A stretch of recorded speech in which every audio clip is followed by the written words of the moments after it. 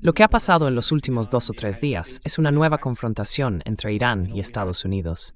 Los ataques que vimos anoche y la noche anterior. Es algo nuevo por la escalada, por el bloqueo que está ocurriendo en el Golfo Pérsico. Estados Unidos atacó los petroleros en el Golfo Pérsico. Luego Irán respondió, atacando a Kuwait y a Bahrein, y finalmente algo impactó en el aeropuerto internacional de Kuwait. Dicen que fue un dron iraní. Después, algunas imágenes muestran que quizá uno de los interceptores del sistema Patriot falló al alcanzar y acabó volviendo para el aeropuerto.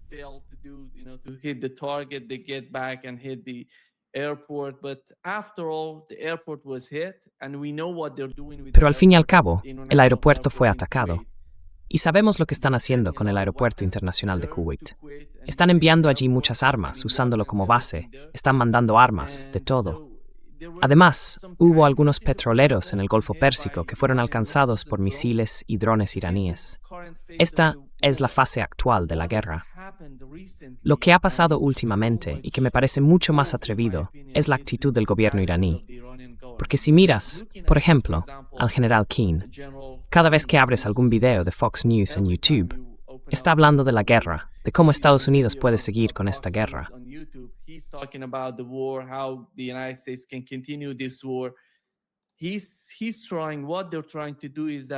Lo que están intentando hacer es decir que el jefe de la Guardia Revolucionaria iraní es distinto del presidente del Parlamento, por ejemplo, o del propio presidente de Irán.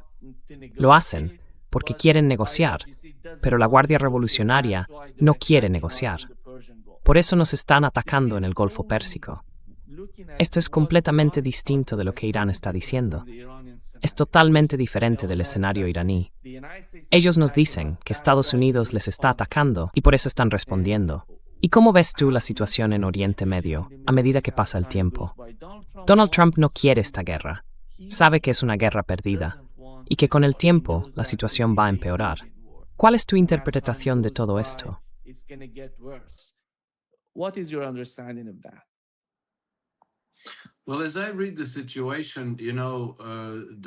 Bueno, tal y como yo veo la situación, el bando que tiene infinitamente más credibilidad en este conflicto es el iraní, porque en general hacen lo que dicen que van a hacer.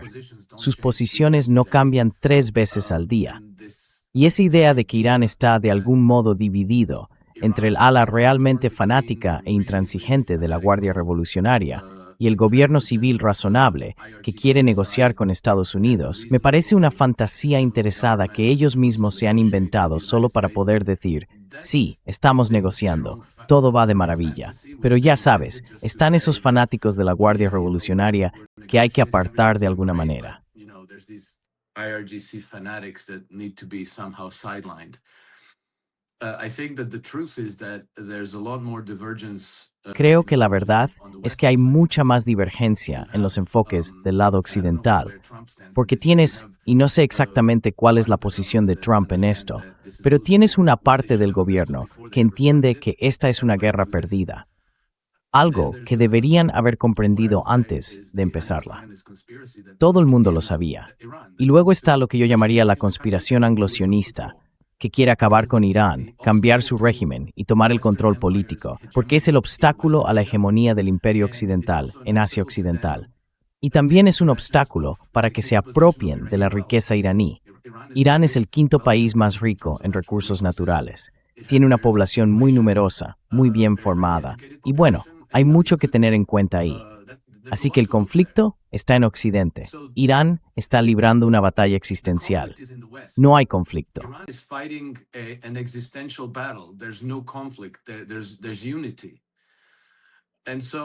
Hay unidad.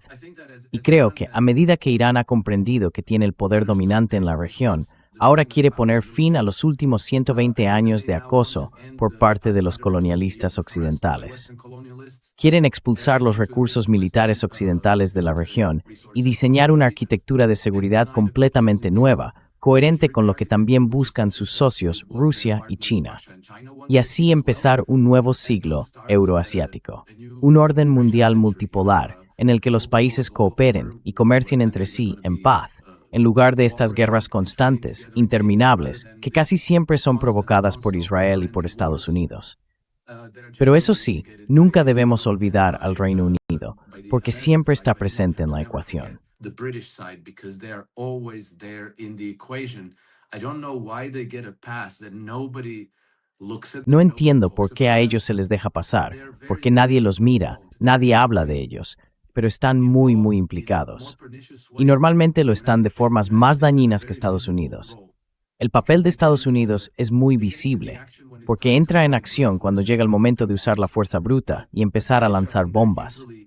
Pero los británicos suelen estar ahí años antes, a través de su diplomacia secreta, sus redes de inteligencia, las organizaciones no gubernamentales, las organizaciones benéficas, las instituciones bancarias, los casinos y todo eso.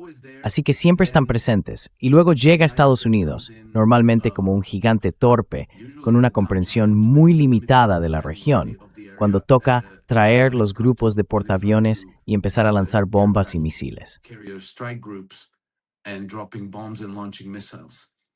And I think that Iran has now seen the opportunity to Y creo que Irán ha visto ahora la oportunidad de acabar por completo con este régimen.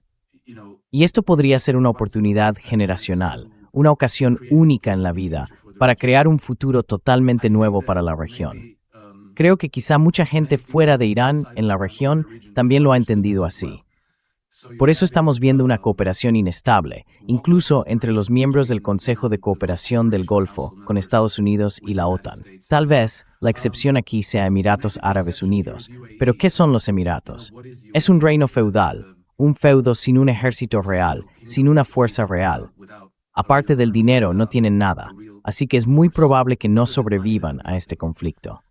Y creo que Israel también tiene muchas probabilidades de no sobrevivir a este conflicto. I think that Israel is also very likely not to survive this conflict.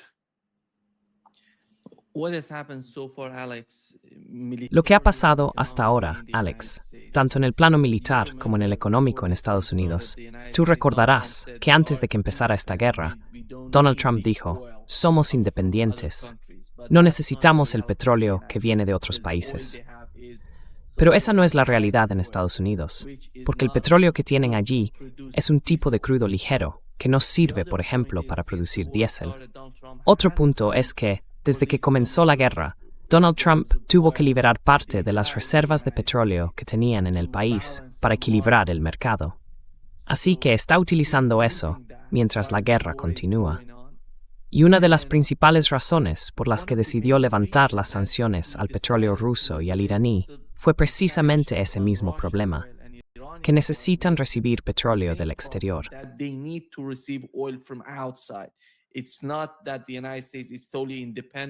No es que Estados Unidos sea totalmente independiente del resto del mundo, así que sí, dependen del exterior. Tienen que usar eso, tienen que recurrir a las reservas. Por otro lado, lo que ha pasado durante la guerra, con la intensidad de estos ataques contra Irán, es que han utilizado gran parte de su reserva de misiles, interceptores y todo lo demás, así que tienen que reponerlos. Donald Trump fue a China para cerrar un nuevo acuerdo, para hablar con los chinos. Parece que el resultado no fue positivo a ojos de la administración Trump. Por eso Marco Rubio dijo que dependemos en un 90% de esos minerales de tierras raras que vienen de China. Tenemos que diversificar el mercado.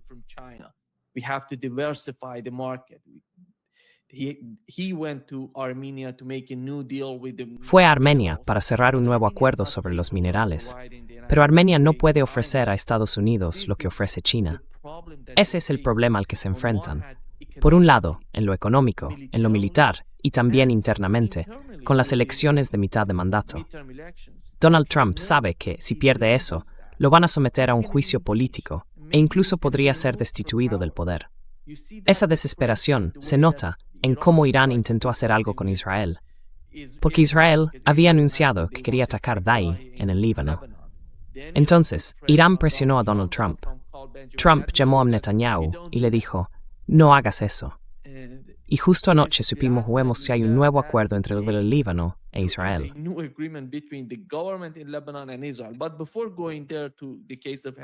Pero antes de ir al caso de Hezbollah, Donald Trump, ahora mismo, desde el punto de vista económico y militar, si decide continuar la guerra, tiene carencias. ¿Cuántos días, cuántas semanas puede mantener la guerra con la intensidad que hemos visto durante estos 40 días de conflicto? Serán 2 semanas, 3, 4.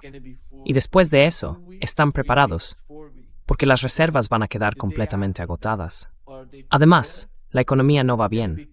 La economía global está bajo una presión enorme por este ritmo de guerra.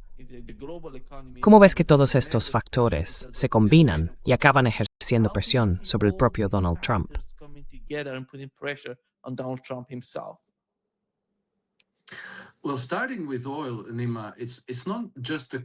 Bueno, empezando por el petróleo, Nima, no se trata solo de la calidad del crudo que produce Estados Unidos frente al que obtienen de Venezuela, por ejemplo. Porque en Estados Unidos, ya sabes, ahora la mayor parte de la producción viene de pozos de fracking. Ese es un petróleo muy ligero. Va bien para producir gasolina, pero no sirve para obtener diésel ni combustible para aviones. Y eso es un problema. Pero al mismo tiempo también está la cuestión del precio del petróleo. Ahora mismo, digamos aproximadamente un 10% del suministro mundial de crudo en el mercado. Y eso es la mayor interrupción de toda la historia del mercado petrolero.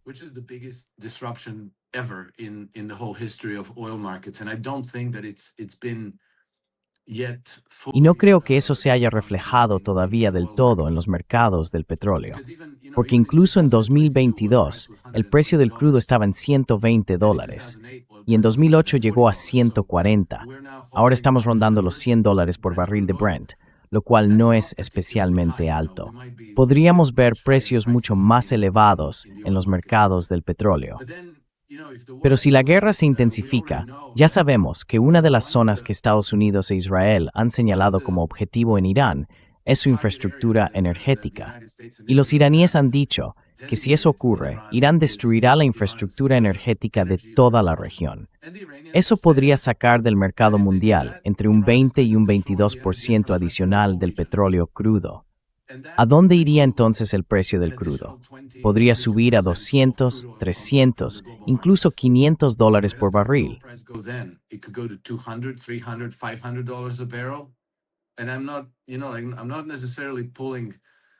Y no me estoy inventando las cifras. Ya en 2012, el Ministerio de Defensa británico preveía que debido a las inestabilidades globales, el precio del petróleo podría llegar a $500 por barril. Esa era su estimación. Así que, digamos que es posible. Puede parecer impensable desde donde estamos ahora, pero esto podría ponerse muy feo en los próximos meses. Y ese es un problema, porque si la economía de Estados Unidos se encuentra de repente con la gasolina a $10 el galón, las consecuencias políticas para Trump serían muy serias. ¿Quién sabe lo que podría pasar? Así que ese es parte del problema. La otra parte, como decías, Nima, es que la logística de estos conflictos no es especialmente favorable ni para Estados Unidos ni para Israel. Se están quedando sin municiones.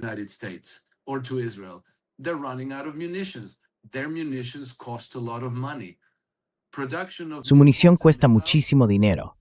La producción de nuevas bombas y misiles está muy limitada, mientras que Irán está usando de forma muy eficaz sus misiles y esos drones baratísimos que fabrican por miles. Así que Irán tiene una clarísima superioridad en la escalada. Y ahora circula el rumor de que podrían incluso tener una bomba nuclear. Así que ya sabes, no hay una buena opción para ellos. Y bueno, ya lo dije antes de que empezara esta guerra. Dije que el único movimiento ganador para Trump sería dejar a Israel de lado y llegar a un acuerdo, a un entendimiento con Irán. Y por lo visto, ya estaban hablando de eso. Futuros acuerdos comerciales, inversiones, intercambios, cooperación, todas esas cosas. En línea con el orden mundial multipolar, que al menos antes del 28 de febrero, la administración Trump insistía en que era lo que querían adoptar para el futuro de Estados Unidos.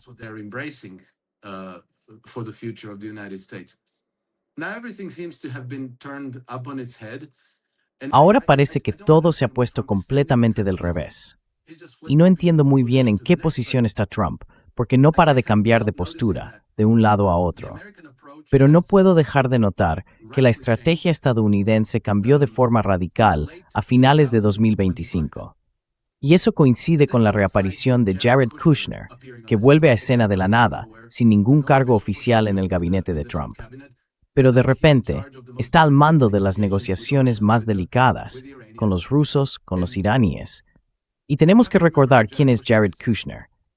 Jared Kushner es un sionista devoto, muy amigo de la familia de Benjamin Netanyahu desde hace décadas.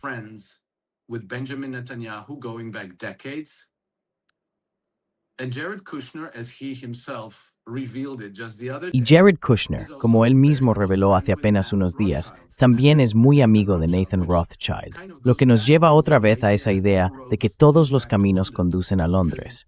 Porque, ya sabes, la familia bancaria Rothschild está en el corazón de la City de Londres y están implicados en todas esas conspiraciones que mantienen la guerra.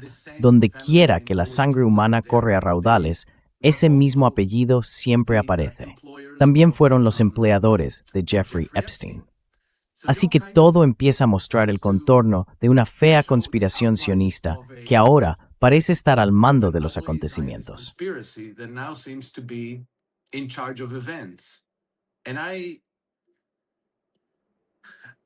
Y yo no veo a Trump como un extraño en esta conspiración, porque su yerno y su hija están en el centro de todo esto. Son piezas importantes en todo este asunto. Así que esta historia sobre cómo Trump tuvo una llamada muy tensa con Benjamin Netanyahu, que usó palabrotas y le gritó y todo eso, yo sospecho que eso es solo teatro para el público. Creo que Netanyahu frenó su plan de atacar Beirut porque los iraníes dijeron enseguida, vamos a atacar el norte de Israel.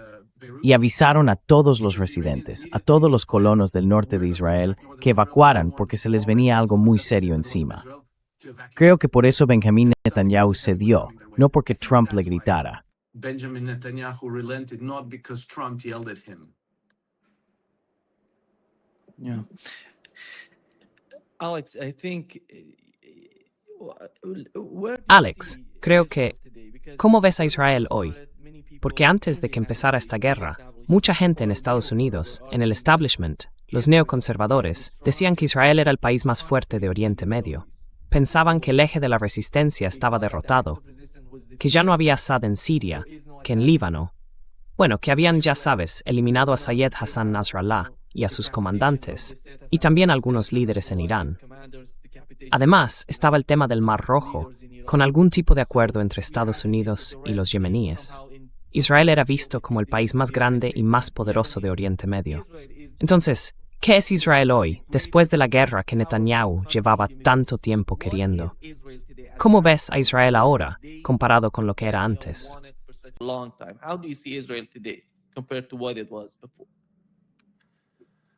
I think Israel is radically weak now. Creo que Israel está radicalmente débil ahora. Quiero decir, están librando guerras en 5 o 6 frentes, ya ni siquiera puedo contarlos. No tienen una estrategia, no hay una estrategia detrás de sus guerras. Así que el ataque a Irán yo diría que fue una apuesta, porque habían desarrollado recursos sobre el terreno en Irán. Confiaban en que Irán estuviera débil internamente, que con bombardeos desde fuera y una insurrección desde dentro podrían derrocar al régimen. Ya habían empezado a cultivar la figura del Shah, Reza Pahlavi, para volver a instaurar la monarquía. Pero se suponía que todo iba a terminar en unos pocos días. El régimen, el gobierno iraní, debía caer en cuestión de días. Y eso no ocurrió. Es más, la nación de alguna manera se unió en torno al gobierno. Y por lo que yo veo, la mayoría de la gente en Irán apoya a su gobierno. Most people in Iran support their government. And they understand what they're up against. So they are determined. Y ellos entienden perfectamente a qué se enfrentan, así que están decididos a ganar. Para ellos es algo existencial. La sociedad israelí se está desmoronando. Su economía también se está desmoronando. Dependen por completo del apoyo de Occidente, tanto económico como militar, pero están perdiendo ese apoyo occidental a gran velocidad. Y es evidente que se debe a su comportamiento. Así que Israel no tiene futuro. Además, el sector más fanático de su clase política está empeñado en ampliar las guerras, en enfrentarse a Turquía y a Egipto, y también hemos oído que planean ir contra Pakistán. A mí me parece que la guerra se ha convertido en parte del ADN de Israel. No pueden existir de otra manera. Su función entera es mantener la región desestabilizada. Dependen de la guerra. No pueden tener paz. Y bueno, no hace tanto, en 2024, que todo el You know, it was not so long ago in 2024 that the whole Arab community in their neighborhood, supported by other Muslim La comunidad árabe de su vecindario, con el apoyo de otros países musulmanes de todo el mundo, ofreció colectivamente la paz a Israel. Dijeron, vamos a normalizar las relaciones con vosotros. Todo lo que tenéis que hacer es permitir que los palestinos tengan su propio Estado, y nosotros normalizaremos con vosotros. Os convertiréis en un miembro normal de la comunidad de naciones del mundo. Nosotros mismos garantizaremos vuestra seguridad, seremos socios y viviremos en paz. Los israelíes rechazaron esa oferta, así que para mí parece que Israel tiene un miedo mortal a la paz. No puede tenerla. Necesita la guerra. No creo que una nación constituida de esa manera tenga futuro. Y bueno, siempre me gusta recordar que el propio Henry Kissinger dijo en 2012 que dentro de 10 años ya no existiría Israel. said that 10 years from now there will be no Israel anymore. So that would have said it in 2022, okay? Así que eso lo habría situado en el año 2022. Vale, se equivocó con la cronología, pero entendió bien la dinámica de la región y entendió que Israel, el proyecto sionista, no es sostenible, que iba a fracasar.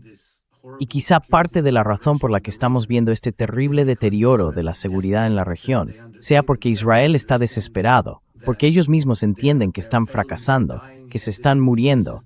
Y esto que vemos ahora es su agonía final. No sé cuánto tiempo puede durar. Estas cosas no ocurren de la noche a la mañana, pero creo que no tienen futuro. Y luego, algo que me llamó la atención esta semana, cuando los iraníes advirtieron a Israel que iban a bombardear sus regiones del norte si Benjamín Netanyahu ordenaba un ataque sobre Beirut, fue que parte del mensaje iba dirigido al pueblo palestino. Ha llegado el momento de recuperar vuestro país. Así que tenemos que tener en cuenta que siempre existe la posibilidad de un remendamiento interno.